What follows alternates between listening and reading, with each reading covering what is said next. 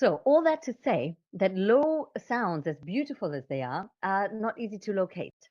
So a high sound is easier to hear. It pierces through everything and we know where it came from. It's incredibly useful. It has a different power. So I want to encourage you to embrace that power of that and if we get the training to connect that to the body, it becomes powerful, right? Oh my God, you wouldn't believe it is annoying, but you wouldn't believe what happened. Boom, cuts right through. That's in your face, and that's important. A woman who doesn't dare to get in your face is missing out on her power. Most men can't do that because they don't have that range. You see? So there's really something here. Does that make sense, Holly? Yep. So for It me, does. the big argument is on resonance, on open voice, on connected to body voice.